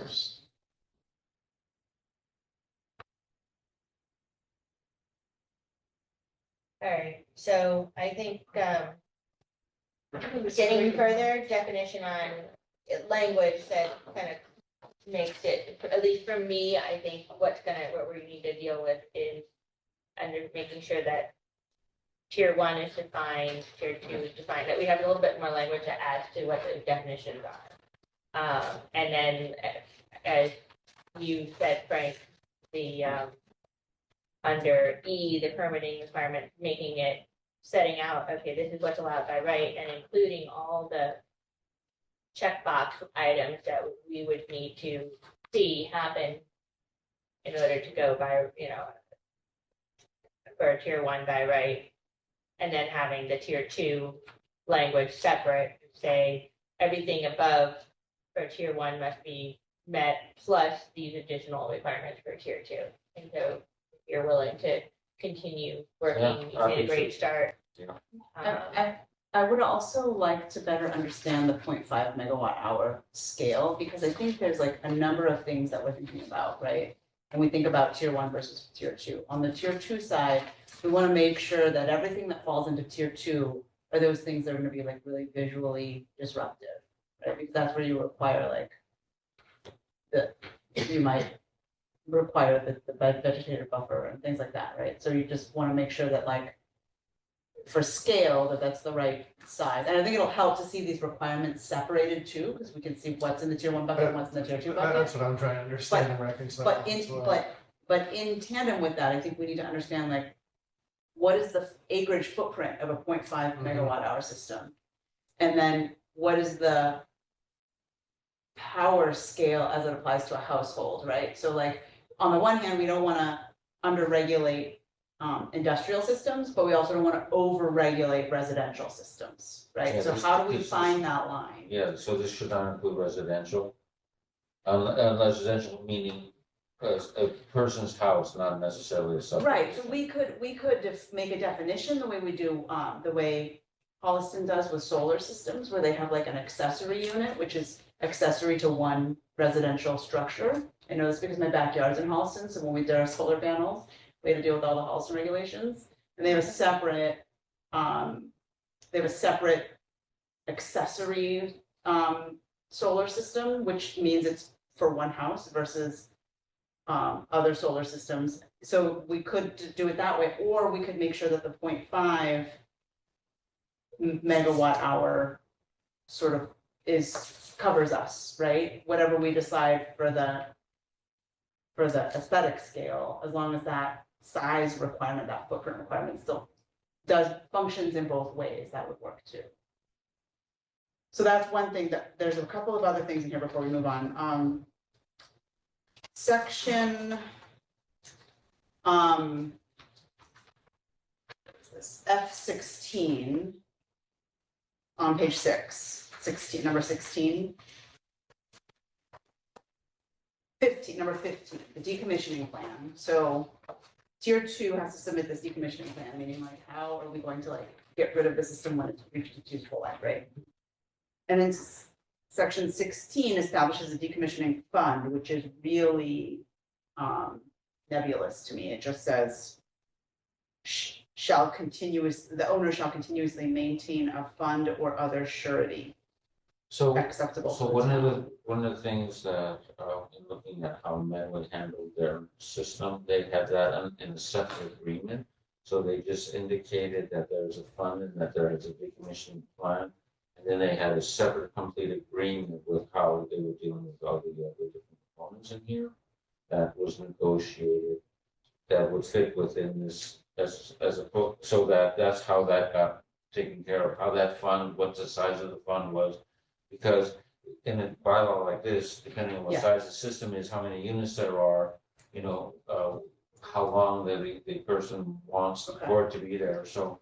Yeah, this language allows for that flexibility so that you don't have to, you can make the adjustment as the system might be unique compared to, rather than having it spelled out exactly here, that would require a town meeting to change this language if it was a bylaw versus, again, being able to. Yeah. That makes sense, but my question was, 15 and 16 are here, and then at the very end of the bylaw, you get to K, abandonment, which is something like decommissioning. In fact, I think section 15 talks about abandonment. But then at the very end of the bylaw, they talk about abandonment. And then there's a discussion about how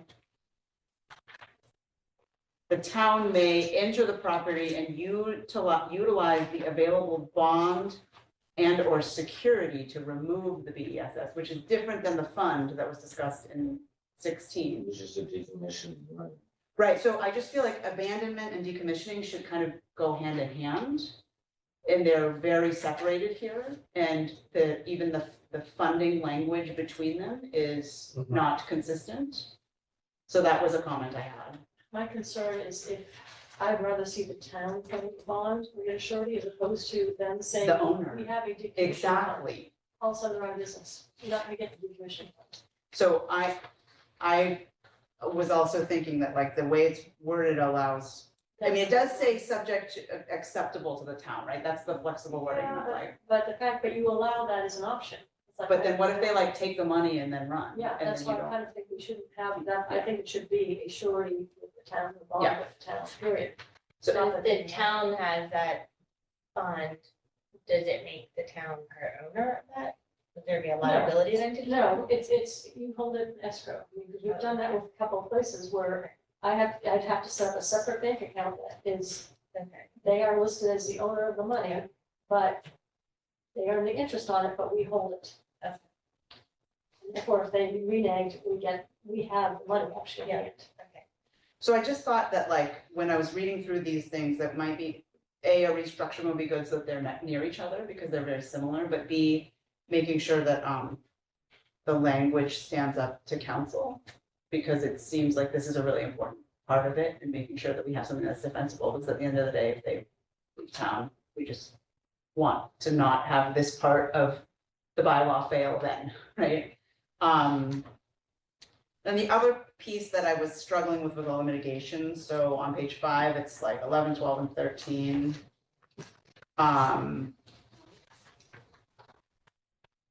I get the concept of them, right? So the mitigation of loss of carbon sequestration and forest habitat, which says that if within 1 year of application, It was a was forest. a forest, right? Then you have to designate double the land size. Right, and then it says, such designated land shall remain in its natural condition.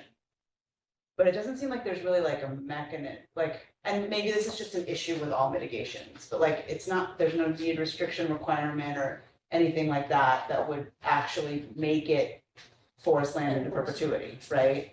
And I don't know if it's possible to do that, but it just seems really like it doesn't have, like, you could just be like, draw a circle on a map and be like, that land will be, will satisfy this requirement. And there's no obligations to follow through.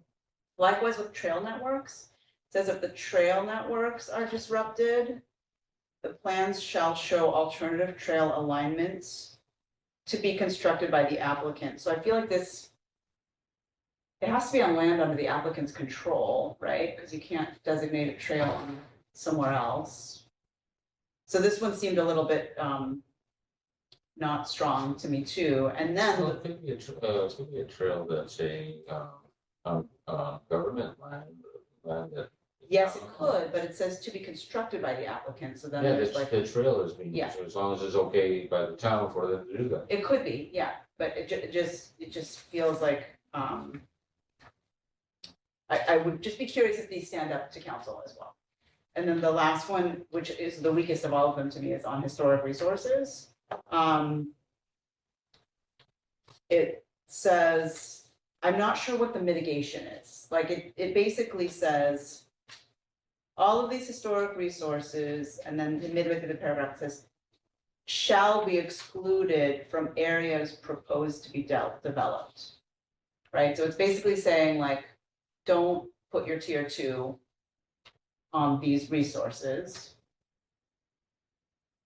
And then it says, a written assessment of the effects on each identified resource and ways to avoid adverse effects.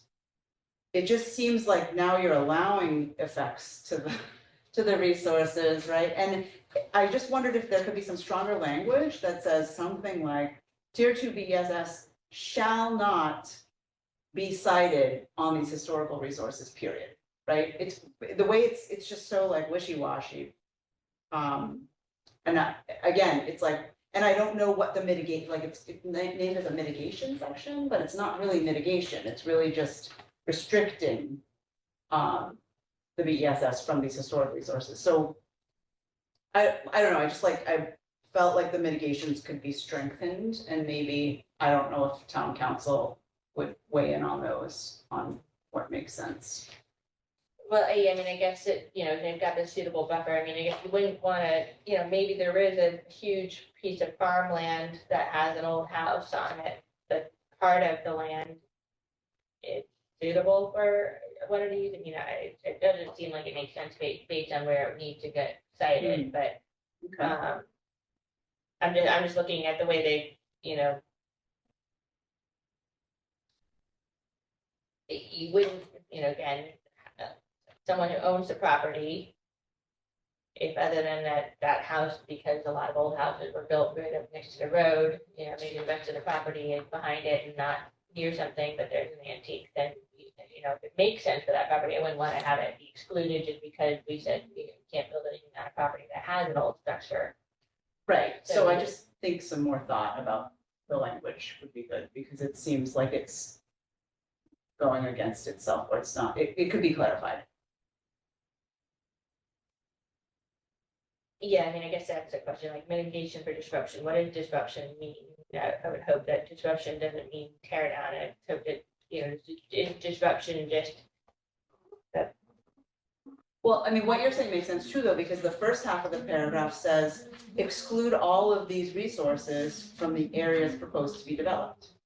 And then right after that, they said, tell us how your development's gonna impact those resources. So it's like, in and of itself, that paragraph contradicts itself. So we need to pick one, right? Are we gonna exclude it, or are we gonna ask for a mitigation plan? Right, so, Well, I think by excluding it, it means you can't bulldoze it. right, But if if your battery unit is sitting 5 feet from the old historic thing, the plan would say, well, that's too close, you gotta move it farther away. So I'm not sure I agree. I mean, it says, it's kind of saying you can't absolutely disrupt or destroy the historic thing. And you have to look at, how badly you've compromised it just by having it nearby. maybe. I mean, Yeah, because it says, excluded- if you look at it, it says disruption, and then the next one says places are as defined as National Preservation Act. So it's like a different area. It's an area versus like what Addie is saying, the house or a farmstead or the stone corals or the marked graves. The NHPA does like whole parcels, right? I don't know what they look like in, what like NHPA does in Sherborn, but when I do projects that touch NHPA parcels, it's like entire parcels that maybe there's like a historic building, but then like, or maybe it's Mass. Right, so this says that It's those MHC. are excluded, that you can't touch those, but any other ones that are in this historic resource properties and ways to avoid, minimize, and mitigate the adverse effect of that. I would also add to this that Sherborn has a historic asset list, and that should be added to the language. Yeah, you are historical. Yeah. So you'd want, or anything on the Sherborn Sherborn. historical list. Asset Can you list, give me yeah. some wording you would like in 13? Sure. I had a question actually on 12, when they talked about the trail network, where they talked about alternative alignments. But it says, although no rights of public access may be established, if you're moving a trail that's allowed You would have public, to have, you would have to have public access. Right. So I don't understand why you'd want to waive it here. I would just take that part out, not even mention rights of public act, but just, if you're moving over the trail, whatever those uses are should continue with where you make the new trail. Yeah, I mean, I guess, do you have to define trail as a public accessible trail? I mean, are we saying, are they trying to say that there's other kinds of trails that are not for public use? Right. But that's what I was confused with, but I said, why would you want to establish an alternate one but not allow public? And then 10 is noise, which is And then the only other thing is if there's like a emergency access only trail that they were referring to. But then you're just putting a new emergency access only in. Yeah, to me, I think you would just mitigate like for like.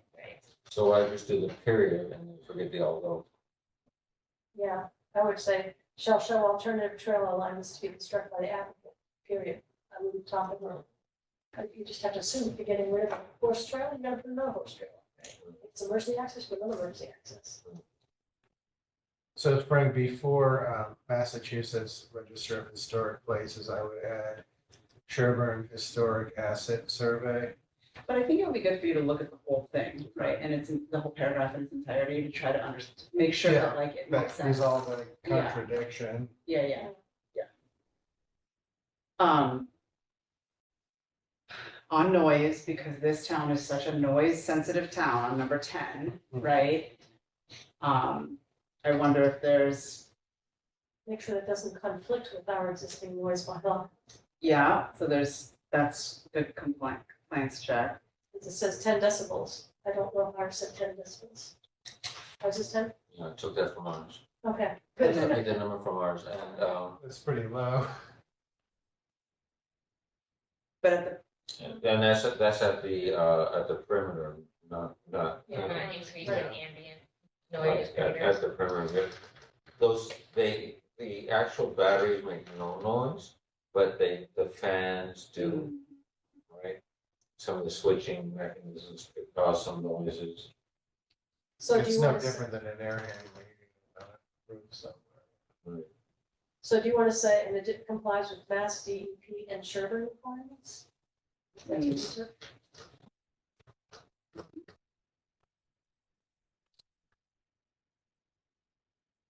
and then in this list, number 6 and number 9, no wait. No, okay, yeah, number 6 on page 4.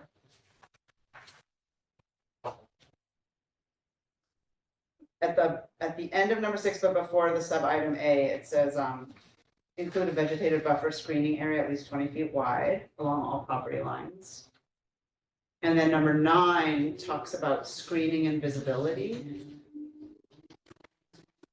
And it talks about architectural features, earth berms, landscaping, or other screening methods. So I just sort of wanted those to like talk to each other. It seems like, I'm not sure if they're in addition to each other or like when we talk about landscaping. Well, 9 refers back to 6. Oh, it does? Yeah, the last sentence. Must comply with the Okay, setbacks okay, established in yep. paragraph 6, so. Yeah. It just looks. You want me to move 9 to 7? Not particularly.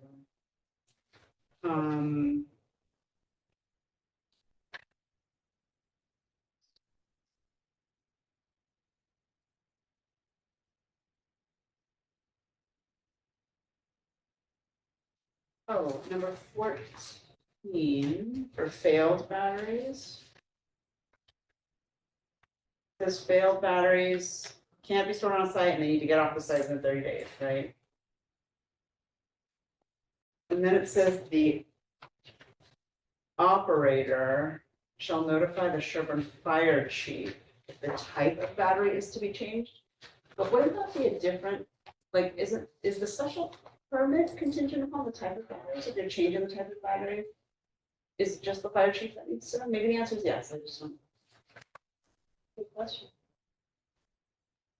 So I want to see what the requirement says, because it talks under C about applicability and the types of batteries. So there are types of batteries, so one can be changed up for another kind of battery. But also they talk about more than one storage battery technology bumps it to a different tier, right? So if you're changing out an old But if battery, you're in a tier 2, so then you could be changing out the type of battery. yes, but if you're in a tier 1, yeah, I'm just like trying to close loopholes. I just want to make sure that the Sherburne Fire Chief is really the only person who needs to know that the type of battery is changing. Well, I think the reason why you need to know is because if there is a fire that you might deal, or if there's a situation you have to deal with it different. And I don't know that the police would have to deal with it, and I don't know if anybody else would have to deal with it other than the operator or the fire chief. Well, If something happened with the new type, with a different type of battery. So if they went from a lithium to a lead acetate battery.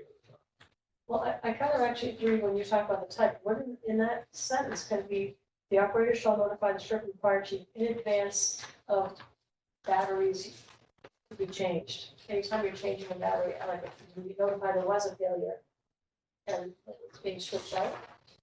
No, because if you're taking out one lithium battery, put in a new lithium battery, then the fire, how the fire department's gonna deal with that is the exact same. It does, there's no issue there. If there's now suddenly no longer a lithium battery in that unit, it's some other type of battery, then the fire chief needs to know because you need to deal with that safety situation, that accident in a different manner than you would what was there to begin with. Would we want to know where they disposed of that battery? So they're removing it from the site. Right. But I- What we're gonna do, pay insurance on it. I don't know, I mean, I don't know if that's something that needs to be documented. And with the, so on page 7, there's an O&M plan on number 7 and an emergency ops plan on number 10. It, with a different battery type, would the emergency ops plan change? And it might not, I really don't know anything about these systems. Yeah, I think, yeah, definitely. That's why you need to let the fire chief know when you do change it. But the emergency ops plan is submitted with the site plan application, right? So if you change the battery type, shouldn't it also say an amended emergency ops plan or something like that? I haven't thought it all the way through, but I'm just looking at it and thinking there's probably someone besides the fire chief who needs to know that the battery type is changing. Yeah, that's why I was saying, why would anybody need to know other than the fire? I mean, why would the police need to know? So when we collect the emergency ops plan I from, mean, as the part fire of chief the- could always share it, but that doesn't mean that the operator needs to share it with with the police chief. so when we collect the emergency ops plan as part of the site plan application, that doesn't go to anyone but the fire chief, is that what you're saying? If there's a change in the battery, then yes. You're talking about the initial permitted The initial property. permit process requires the submission of an emergency ops plan, right? Right. So is that just for the fire chief? It might be. That's just for the fire chief? I'm not certain of who all should I get think it, but I think that should be part of the submission to us. If you're doing a special permit, that should probably be one of the things you should be submitted to the planning board, all those features. Part of that would be The your type of emergency that. plan. right, but it's not that the planning board would do anything with it other than give it to the fire chief to see what, and then he may also share it with the police chief. So if they first respond, they need to know, but I do think that planning board would get that, and that planning board is gonna have that part of their conditions for special permit. If there's a change in the condition, planning board should also be given, I think in part of our decision, Permit that, yeah, on any file. changes should be given, planning board should be notified, just to have, as well as the fire chief or something. It should be, pull their folder downstairs and find exactly what is in the system. If they changed types, they're always coming up with new types of batteries right now that might be safer or whatever, stronger. We should keep that in their file, that it changed. Step one, number was that one? That was number 10, on page 7, number 10. No, I'm sorry, that's not right. It was on page 5, number 14.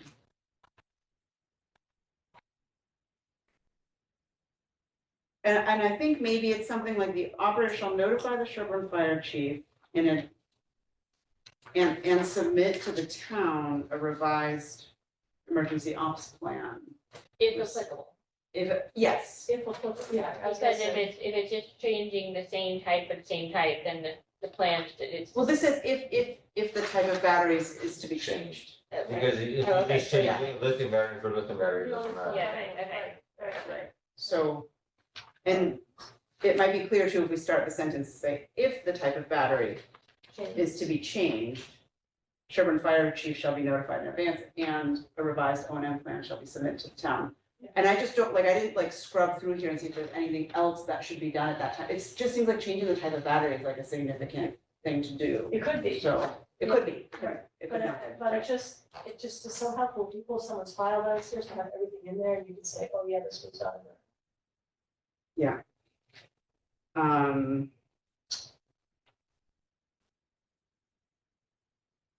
So do you want to have everyone think about this in the next week? Yeah, we've got a big chunk of I have this all written too. stuff to Yeah. work on here. Yeah, And there was one other thing, which is at the very beginning. I think we should define battery energy storage system, because we define a battery and we define storage management systems, but just what's being regulated, I think would be just more So clear. just to add clearly the define. definition, Yeah, a definition of what a battery energy storage system is. Or what more than one is.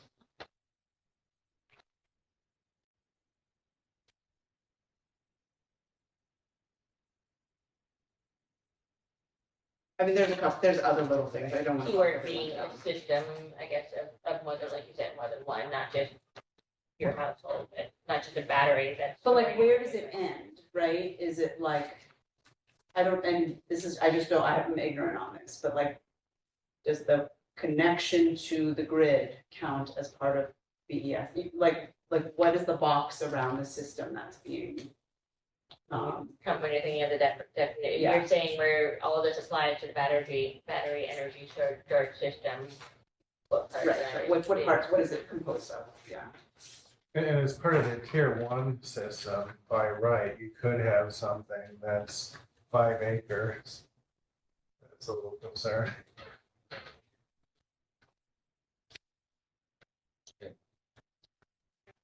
right, thank you, this was really. Yeah, it's a great Yeah, start, it just needs, like, it was good to look at it cold and just try to see if I were looking at this as a developer, like where.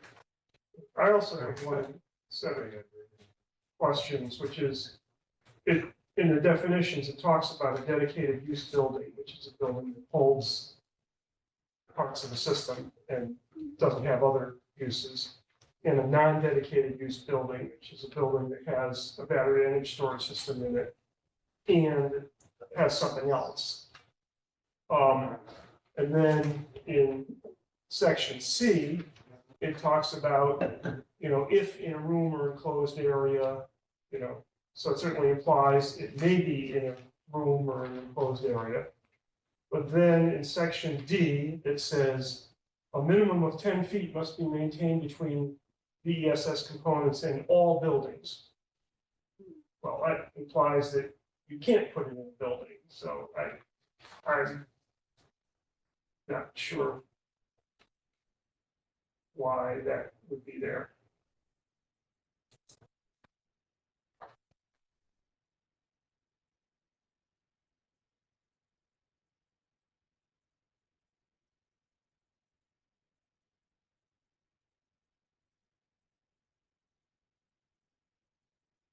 The other thing I want to say is that if we get a system, we get somebody that puts a system in Sherborn, it could provide our town with, and besides the system, very healthy financial benefit. The Medway system is a very large system. It's so the agreement that they have is a 20-year agreement for several $1 million. It's a very large. It's very lucrative, and so it'd be something that possibly may want to encourage.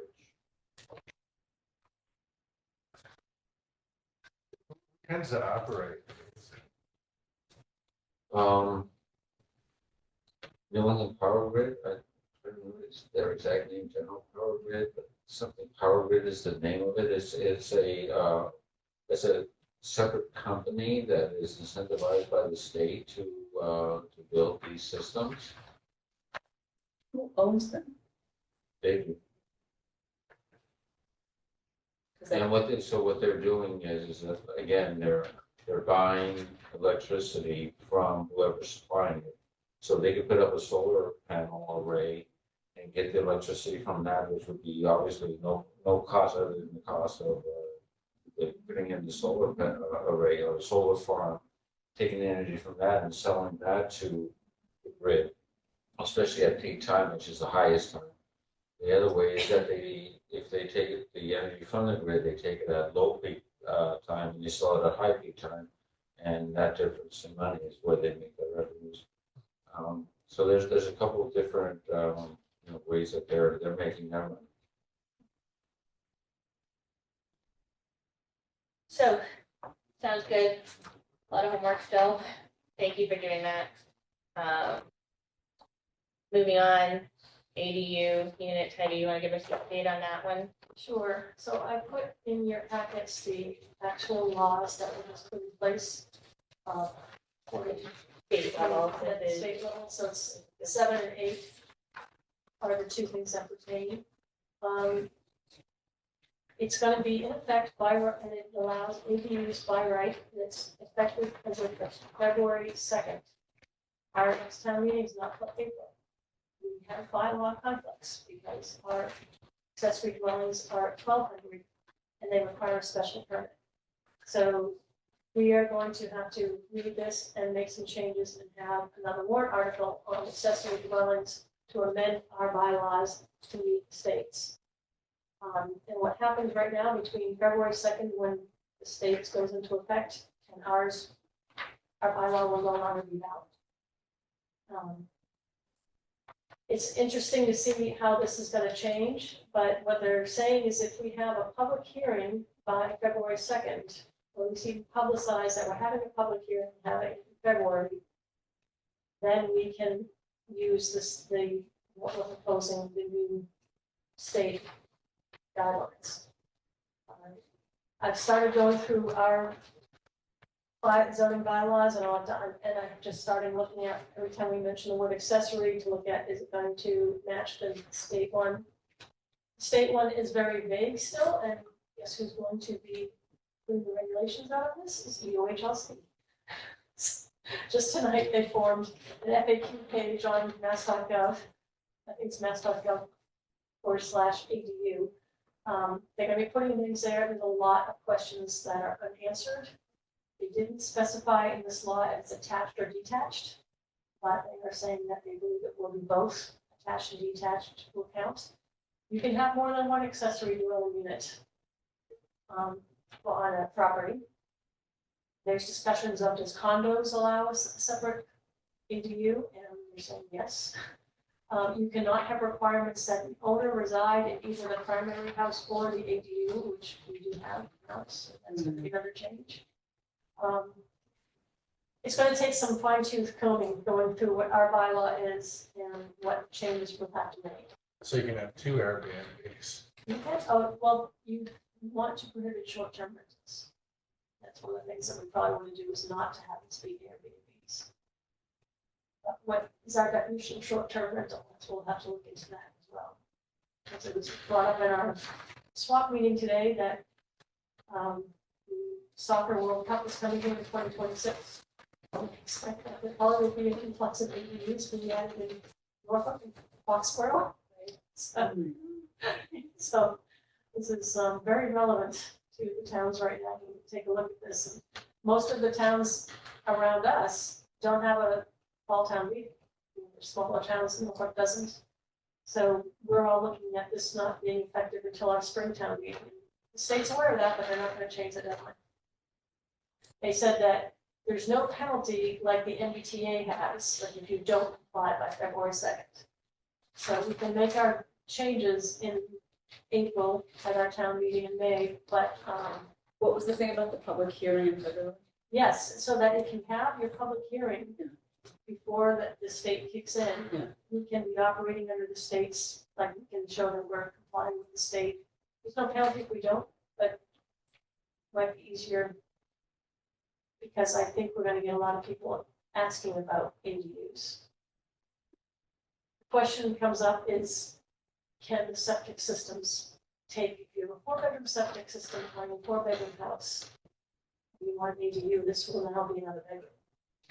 So it's Board of Health is going to have to take a look at if the systems have capacities, or Wasn't that always the case?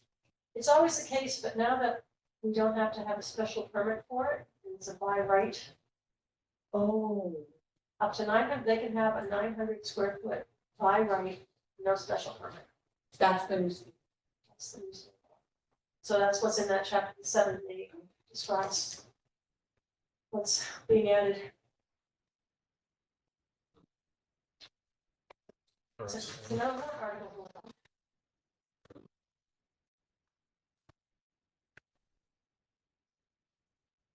Right, so language, and it will, that will be something that, again, it goes with. Kind of falls under zoning administrative, because while, yes, the Board of Health thing is adds a complication, I don't think there's anything that we could put in that would change. No, the other thing too is you're only allowed to limit parking to 1, and I think ours says 1.5. So that's another thing. So it's like, we'll have to really go through our bylaws, and every time it says 1.5, we have to make sure we amend things to say 1. But I think when we go to town meeting, this will fall under the same as, we're doing administrative cleanup, kind of like when we've done other like floodplain bylaws, it's kind of, it's not up for discussion, it's, we're just getting it in Align with compliance. the state, which is what we have to follow anyway. So I'd say the zoning things put off till next week. Yeah. See when we talk to Chris. Yeah. And it's gonna be working with Chris on. Can I get together with you maybe? I don't know if you're around this week. Your Friday's your only day, right? I'm gonna be sitting up from 8 to 10 and handing out the tickets for $3.50. So if you want to come to that time, I'd be happy to talk. I'm sure it's not gonna be swamped with people coming in. This weekend. No, it's just we're starting to hand out the wristbands. The wristband, or sherp stock. Sherp stock's October 5th. But over 700 people have signed up so far. Well, because it's free now. 3 weeks, we had 20 people sign up when it was for cost. When it's free, it's like just over a week now, and it's over 700. Let me talk to you after and how we might talk about this. All right, so. I At think, sorry. no, go ahead. At some point, we should talk about the fee structure in other towns. I've looked at that. I don't know how we want to present that. I think ours needs some updating. I would, the fee structure can just be voted on through the board. That's not something for town meeting. So I would think that if we have nothing to do in December while we're waiting for all the news, be touch, So I might put together a document comparing. that'd be great. Is the anti-segmentation language, I see that on the agenda here, and I thought we had not prioritized that before. I'm all for it. I'm just sort of curious, like. I just put it in here, if we're going to a town meeting and asking for administrative changes. Yeah. And, small things that are, that to me is Yeah. kind of like an oversight that should have been added Yeah. potentially. I just put it on here saying, Okay. if we can make it one vote. Because Yeah. that is coming up. But that's touchy, right? In terms of like, do we have a go by for that language? We had, town council had sent us some examples. Okay. Yeah. Okay. Yeah, so it might be an easy one. If we decide it's too complex, then we don't do it. It's kind of like there's one shot at the apple once a year to get any zoning changes done. All right, so I feel like there was an email with some suggested language on it. I guess we'll bring that to the table next meeting. So next Tuesday, we are meeting, but we are meeting remote, correct? So we will be remote 100% next Tuesday. We will have a few more questions and some clarity on MBTA 3A. Everyone will have had a little bit more time to digest what the draft that was recently shared. And then, let's see, battery energy storage, I'd like to, unless there's a pressing need, I'd like to put that off until a future meeting. I feel like next week would be too soon to have all of that. There's a lot of homework there. So we won't talk about battery energy storage. We can leave it on the agenda in case there's something earth shattering that came up. Kind of can fall under kind of ongoing, but we won't spend a lot of time on it, frankly. And otherwise, we'll focus on the zoning items that we need to kind of the homework and look at some of that language. ADU could go in the first week of October too. Yeah, we could.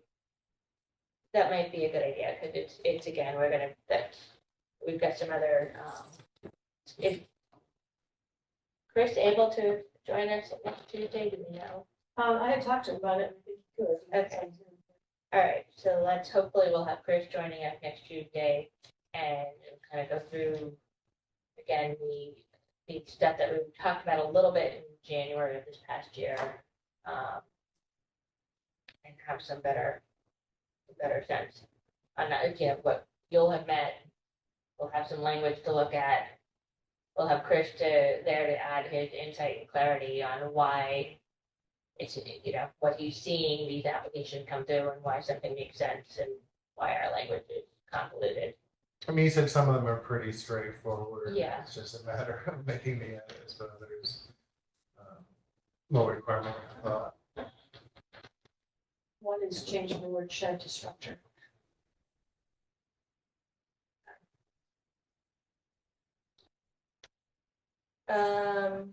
Okay, so any other business or otherwise, a motion to adjourn? So move. All right, moved. Bob second. So All in favor? Unanimous. Time of 9:10, 12, 9:13. Adjourned. Thank you, everyone. It was a good meeting.